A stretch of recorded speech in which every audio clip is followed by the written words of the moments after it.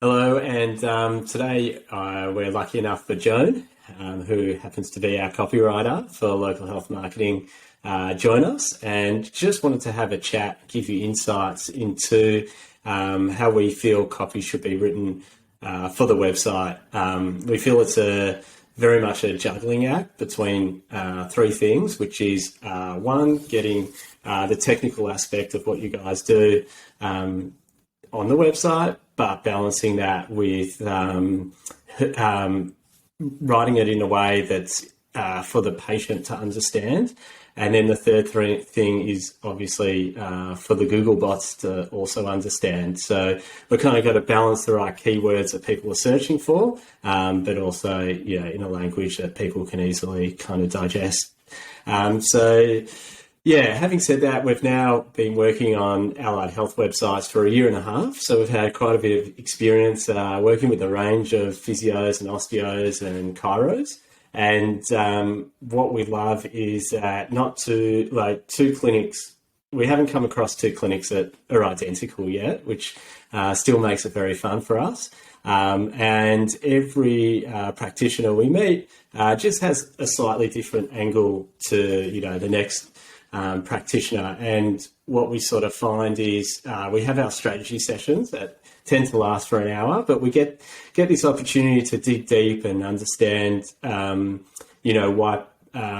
what makes you a great practitioner, what you're passionate about. We know that physiotherapy, osteopathy, they're very broad topics. And we like to make sure that your passion shines through on the copy. So some things we find quite often is that, a lot of practitioners like to kind of talk in this technical language that might not be familiar to the potential patient. And we kind of like to dial that down on the homepage and the about page. But we're happy for the technical aspect to come into the service page. So I guess my question to you, Joan, is how do we take those technical terms and kind of tone it down for the patient? And what type of language are you looking for? And if you can sort of speak to that a bit.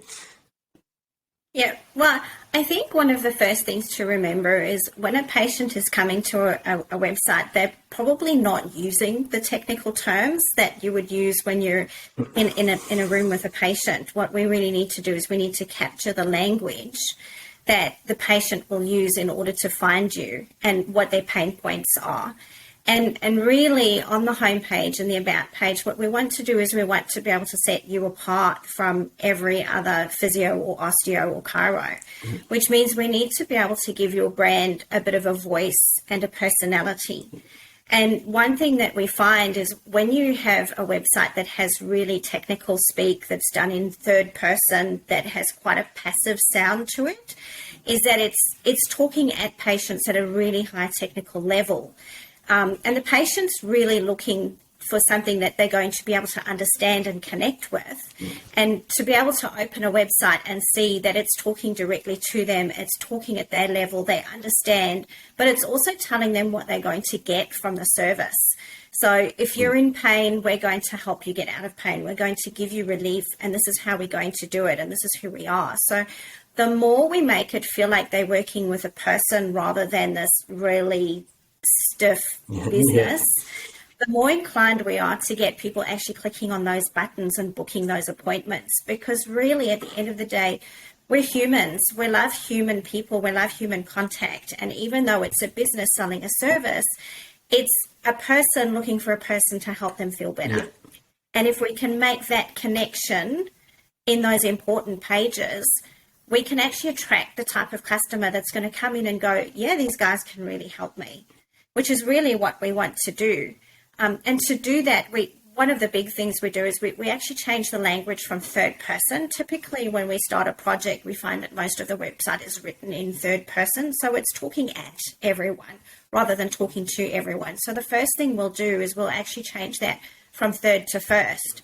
So the website then becomes almost like a person having a conversation with a person reading the page that says, I get you. I understand that you're in pain. I understand that you've just had an operation and you need help to get better. I understand that you don't know why, but your back is pinching or your neck is really sore. And I know how to make it better for you. And we can do it with a really personalized approach, and we're going to care about you. And we've got this great environment, and we're really passionate about what we do. And so we want to really convey that in those first few experiences that a patient has with the website. We want to convey just that personality so that they feel like they're connecting with another person that is actually there to help them. Yeah.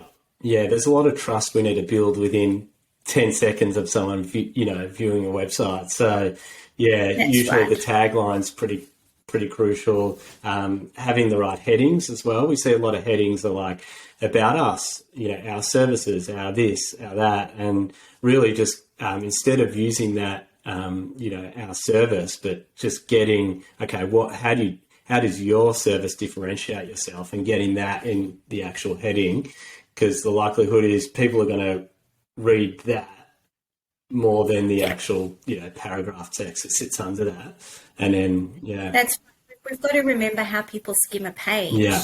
And we've got to remember that they read the top and then they skim down to see anything that stands out. They read the bottom. And if they're happy after reading those two, they might actually scroll up and read through the content. Yeah. So we really want those headings to be attracting and catchy and short. Quite often they can end up being quite long-winded sentences, and what we want to do is we want to get there really quickly so that as they're skimming they can go, yep, oh, I love these guys, I'm going to read them. We notice. And the other thing I'd love to talk about is I think we have in our minds that everyone comes to the website will land on the homepage and then take that journey that we want them to take. But I've looked at the statistics on a couple of sites. I don't have the exact numbers, but it's only, could only be like 20 or 30% of people actually landing on the homepage and then going to the about page and then taking that journey. And the other kind of 80%, people are landing on blog posts, or could be, if we've got location pages as well. And then they'll take the quick skim, come to the homepage, come to the about and check it out. So they've already kind of been sold on okay, these guys seem like they know what they're talking about from the blog post. Let's get them to the homepage and the about page and, make sure they're going to deliver on the technicalities of what they do. So, Technicalities, yeah.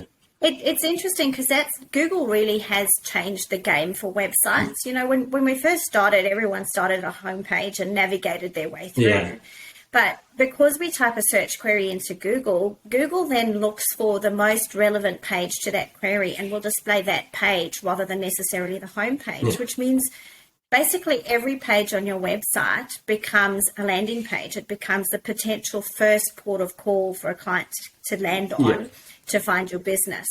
So you really want to make sure that once they're there, it's easy to find the homepage and the about page, and that content has calls to actions and bits and pieces in it that give them enough confidence to go through and have that first person experience on the homepage. Yeah, that's right. And so basically, on that call to action point, one of the things we noticed very early on was just having, that line of text that's going to encourage someone to kind of book now, sort of like the urgency in a way but then also just having the clear buttons that, book an appointment today and all that kind of stuff's critical to SEO to a degree, getting conversions and getting new patients. Yeah. It's funny, it speaks to the psychology behind us. Really, when you think about it, as human beings these days, we have to make thousands of micro decisions all day. And really, your brain only has a capacity to make a short amount of those micro decisions before it sort of gets to the point where it goes, I can't deal with this anymore. There's just too many decisions. Yeah. And so in marketing, what we like to say to people is tell people what action you want them to take next. Yeah. Remove the decision away from them so they're not having to decide, okay, I like these guys. Well, what do I do now? Instead, just tell them what you want them to do now. Book or call or call, book or call. And even though, for some people they've come back to us and they've gone, but it feels a bit pushy. And we're like, well, actually, we're just reinforcing in their minds. Yeah. This is the next action to take. You don't even have to think about it. Just click that button and book with us, and let's help you. Yeah. And as you've said, we've seen the uplift in people booking when we do that. Yeah, for sure. And and it could be, the book now, but then the secondary, you can have, we like to have two buttons there. So one button, the blue, the one that like your main color that stands out. But the secondary button can just be a text link, not even a button, and that can lead them on to the journey. So it could be like meet the team. What conditions do you treat? Like so many things, right? And then another thing I'm also noticing as well that's having a big impact on SEO is just having links in your actual body copy and linking that to articles or even from the article, to the service page or to the home page. And then when you're linking it, you're trying to get the what we call the anchor text. So that's where the text highlights. You want to get the main keyword in there. So if we do headache for physiotherapy or something, you might mention that in your service page for physiotherapy, but then just having a link in there that either highlights headache or even better headache for physiotherapy and leads into the article that talks to that kind of topic. It's interesting how Google works from that perspective. So we like to talk about a website building up a bit of SEO juice. Or a bit of SEO power. And what internal links does is it increases the importance of content on the website. So if we have a website with no internal links, then Google thinks it's just the menu and it's not that great. But when you start to have those internal links with those key keywords and it's linking to condition pages or article pages and stuff, it's increasing the value of those article pages. And they're the ones with the cool keywords in that get really nitty-gritty. And it then helps build the importance of the page with the nitty-gritty, but the nitty-gritty then also helps build the importance of the page talking about it, because you've got some really good high-quality content relating to that topic, and it tells Google that you know what you're talking about and that you've got knowledge and experience and you're covering the topic in depth. Google wants to know what you're thinking before you're thinking it and know where to find it. So if you answer that and you answer people's questions, you will improve your outcomes straight away. Yeah, for sure. And then, to that point as well, you can Google a topic. So if we're going to the headaches, physiotherapy, and they actually tell you the questions that people are searching for in that people also ask, and you can kind of click that 3 or 4 times, and it expands, and you basically get Google are telling you what to write about. So. And then you don't need all that kind of idea around doing all this keyword research and using all these fancy tools. Like, we don't use any of that because, we just go to Google and they tell us exactly, what we need to write about. And then the other thing I like doing is even going to Google Search Console and looking for the keywords that have intent. So if we're talking about like posture, for instance, and I looked this up the other day for a client, there was some searching around, I think it was Physio Posture Melbourne, that was kind of getting, it might have been like 200 searches in, 3 months or whatever. But that keyword right there is gold, because we know people are searching for it. We know it's not competitive.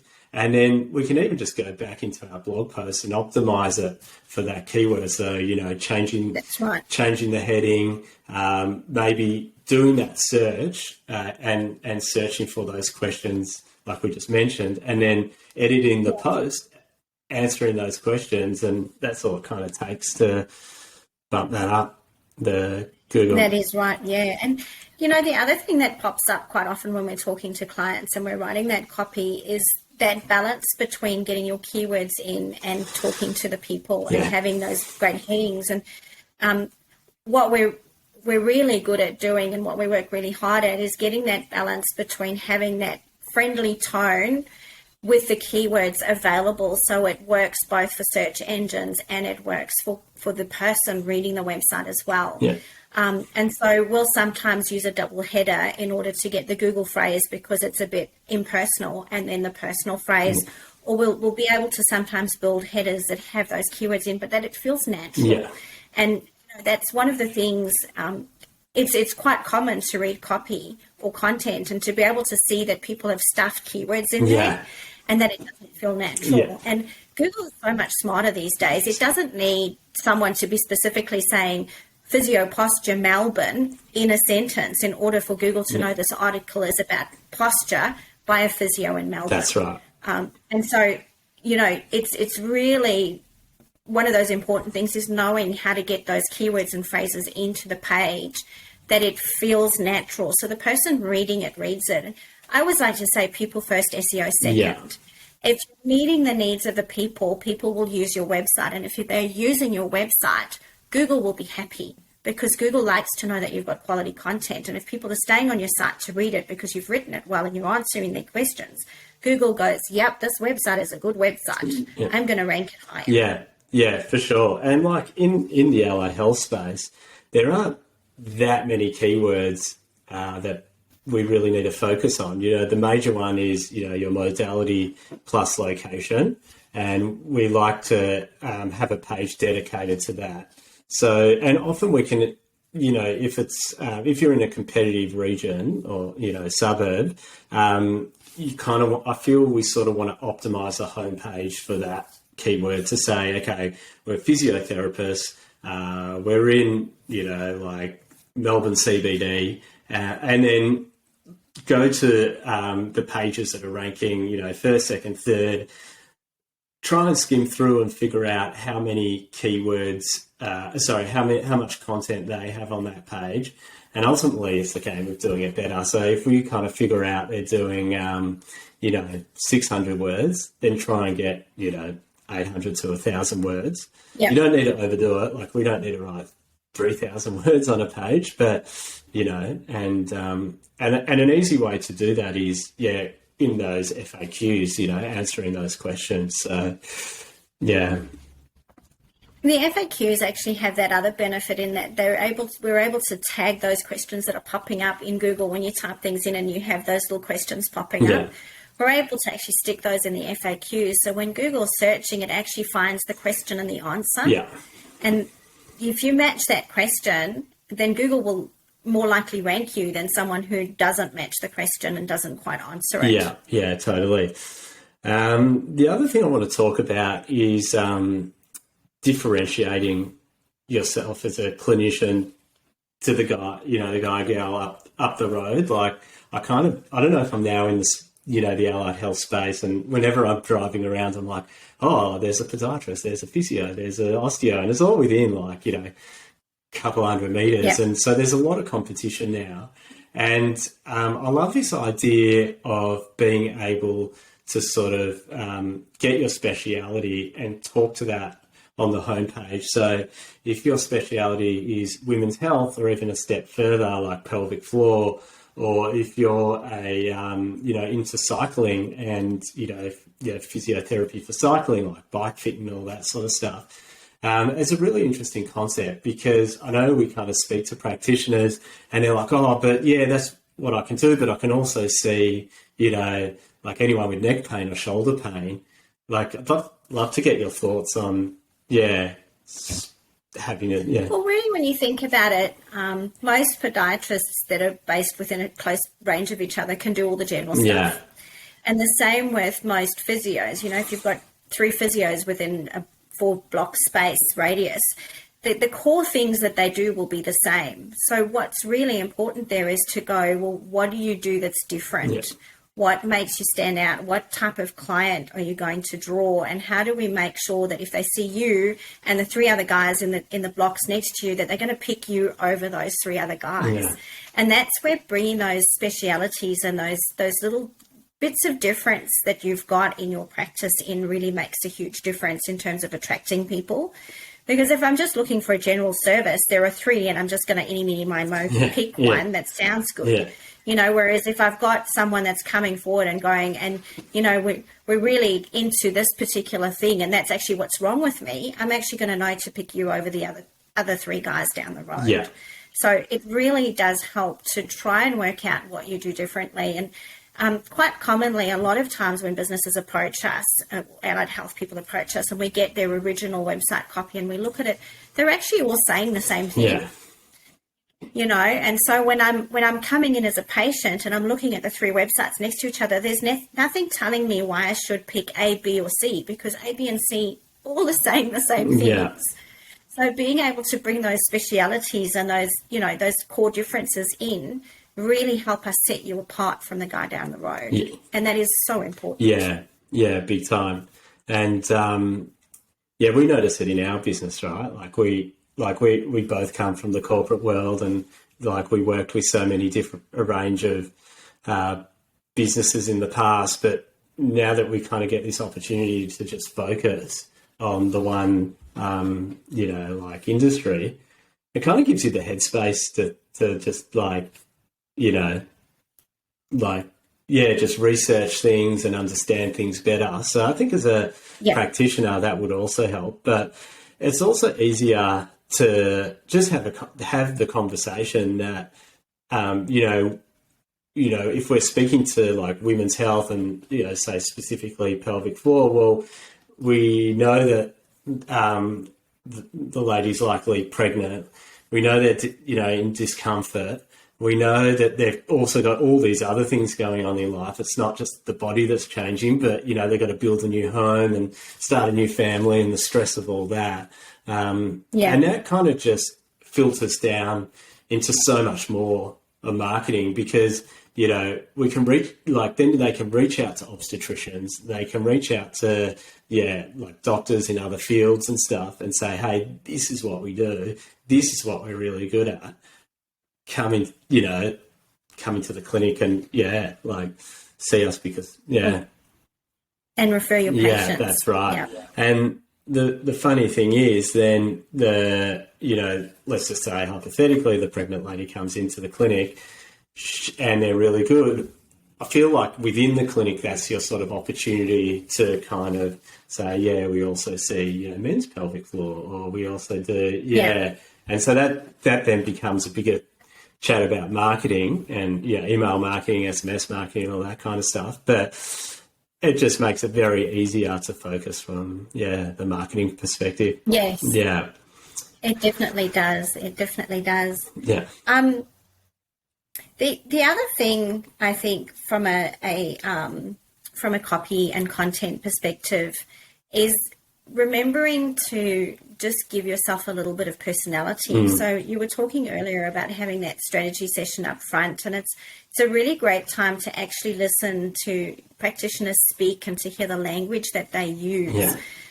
Because what we can do is we can try and build some of that language into the content as well. So when people read the website and then they walk into the business, the two connect with each other really well. Yeah. And quite often, when you're starting off as a practitioner, quite often your website is I don't want to dig or delve and say, but it feels a little bit vanilla. Yeah. There's not, it's a very formal sounding text. It doesn't have those nuances of your language and personality and stuff. And really those nuances and personality and things actually attract people. Totally. Because they feel like they're connecting with a person rather than a very staunch, corporate business. Yeah, that's someone that they're not. And then the other thing we did once before was we actually looked at the Google reviews, and we were able to pluck out some really, I think even one, I think one of the lines we plucked out was they go the extra mile, and we ended up using that through the copy. Yes. Yeah. So even just, marrying up your language with the patient's language as well. Yeah, you can kind of create the magic there. And sort of what you said before, where it's kind of copy first and SEO keyword second, it's absolutely true, because, if we can get the copy right, lead the patient to book online, and we can get you know, if we're getting 1,000 people come to the website every single month and only 10 people are booking in before we make copy changes, and then we get that up to 20 or 30 people a month, like, it doesn't really matter all the SEO and how many keywords and how much traffic we get to the site. Like, it's really get this copy done properly, make sure we're kind of converting people. And then once we're confident in our numbers, then we can go out and, you know, go to Google Ads, go to, you know, if we were going to do Facebook marketing and all that stuff with the confidence that the website works. So... That's right. It's really interesting because, you know, from a marketing perspective, we have so many weird little terms and things. And two of the things that really need to marry up on a website, one of which people always miss is that SEO versus conversion. Yeah. And, you know, I can SEO a site right up so it's appearing in Google and my conversions don't go up. Yeah. So, you know, as much as it's important to be found in Google, once they're on your website, you want them actually to be taking that action. Yeah. So having that conversion copywriting, which lends to the buttons and the calls to action and things like that, is really important because the goal is not just to get them to your website. The goal is to get them to actually book an appointment with you. And if we can get them to your website, but we can't get them to book an appointment, we're not doing our job. Yeah, that's right. And then, like, I hear a lot of the time, like, SEO doesn't work and, you know, Google Ads don't work. And, yeah, they don't work if, we haven't got, like, your copy and, you know, content dialed in and, written in a manner that's easy to kind of digest and stuff. Yeah. Yeah, it's really, you can't silo the different things. Yeah. They really all need to work together and they need to marry up. So it's that, do I appeal to the audience? Are they connecting with me? Are they understanding clearly what outcomes I'm going to give them? Am I using their language? Are they clicking on the buttons? Now it's a great time to get them into AdWords because we know that the website is converting. Yeah.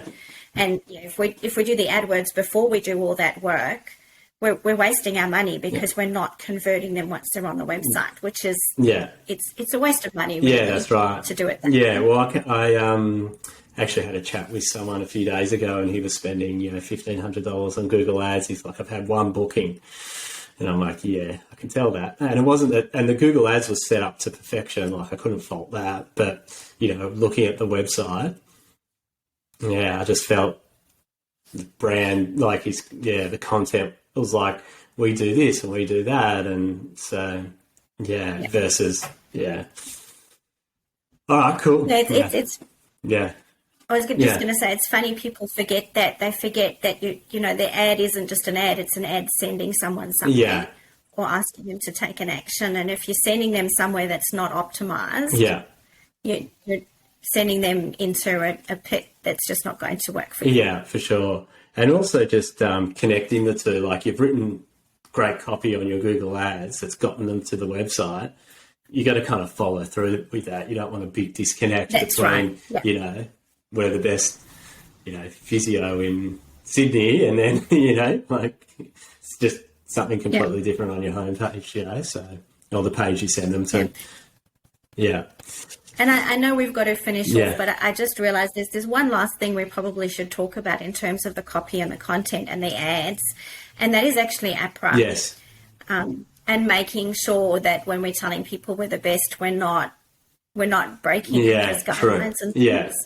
And, knowing what words you can use on the website and what words you can't is really important. And because we've been working in the space for 1.5 years now, and because we're specialising in that area, it means we're getting better and better and better at making sure that we can say we're the best without saying we're the best and breaking AHPRHA's guidelines. And we can say we specialise in things without using the word specialised, you know. So I think it's really important to remember that while we've got all these goals and things, we're keeping in the back of our mind as well that the regulations and the restrictions within the industry that you need to keep to as well. Yeah, that's absolutely right. And and the thing is there's always that fine line reading between the guidelines, right? So people will always just play the very conservative path of like, okay, we're not even going to go there, but we don't necessarily need to. Like, we can still, play it halfway between conservative and, so that's also, a really interesting point. All right. Well, thanks so much for your time. And any questions from anyone at content related, send them through to me. And we're always happy to have a chat and answer any questions we can. Thanks. Absolutely. Thanks, Michael. Cool.